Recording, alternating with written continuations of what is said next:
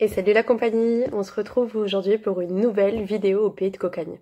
Et dans cette vidéo, je vais vous parler un petit peu de choses scientifiques, biologiques, neurosciences appliquées.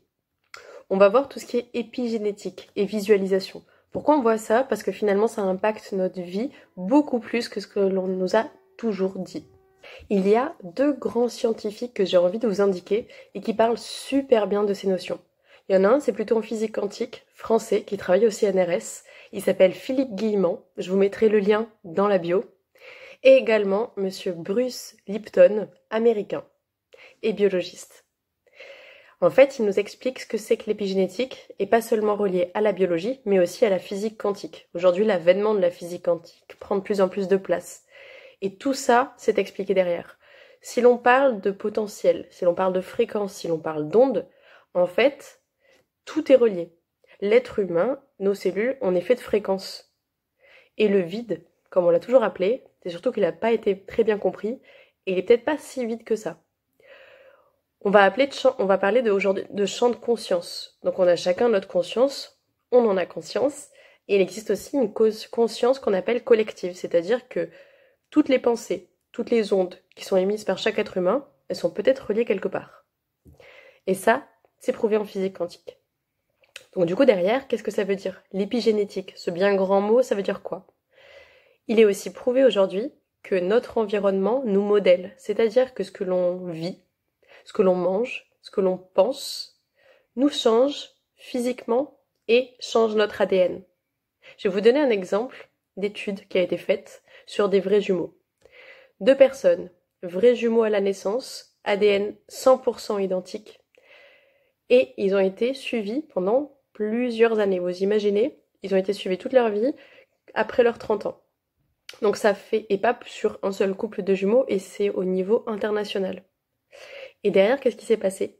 Ils ont remarqué que plus de 30 ans après, ces deux personnes, elles vivaient pas dans la même ville, elles étaient différentes physiquement, elles ne se ressemblaient plus du tout. Alors qu'à la base, oui, et leur ADN avait changé.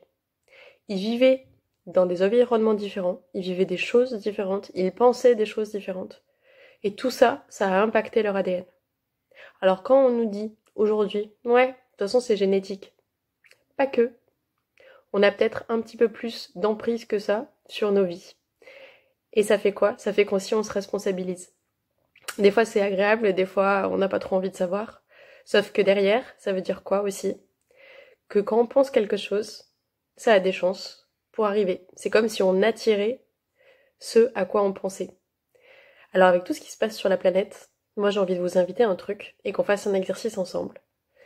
C'est de prendre quelques minutes pour vous, pour fermer les yeux, pour sourire, pour vous faire du bien et penser aux choses les plus belles pour vous. Idéalement, vous avez envie de vivre quoi, comment et où. Si vous ne vous mettez aucune limite, c'est quoi que vous voulez vivre? Dans quel environnement, avec quel type de personne? Faites cet exercice pour vous. Déjà, il fait du bien. Il est beau. Et autorisez-vous à rêver éveillé. Parce que tout ça derrière, je dis pas que ça va apparaître du jour au lendemain, c'est pas si simple. Néanmoins, ça permet de potentialiser ce qu'il y a derrière et ce en quoi vous rêvez. Alors toutes les belles choses dont vous avez envie, eh bien pensez-y. Ce sera la première étape pour les attirer. Ensuite, évidemment, on a tous à faire des choses au quotidien, des petites steps, des petits pas, pour avancer vers ce que l'on souhaite. N'empêche que, si vous pensez tout le temps à la peur du futur, ou à ce qu'il va y avoir demain, ou à ce qui se passe avec peur, c'est pas forcément les meilleures choses que vous allez attirer. En revanche, si vous vous dites, ok, je fais confiance, déjà en la vie, en moi, en moi-même, je veux dire, par rapport à vous-même, eh bien, il y a quand même beaucoup plus de chance que ces belles choses vous arrivent en fait. Et on a le droit de changer la façon dont on pense. C'est juste faire une petite évolution vers quelque chose de plus beau avec des jolies étoiles. Alors je vous invite à vous mettre plein de joie, plein de bonheur et à penser à des choses qui vous font du bien. Focalisez-vous dessus. Votre énergie dans tous les cas, elle l'ira quelque part. Alors autant qu'elle aille dans les belles choses. Je vous embrasse et je vous dis à très vite, au pays de Cocagne.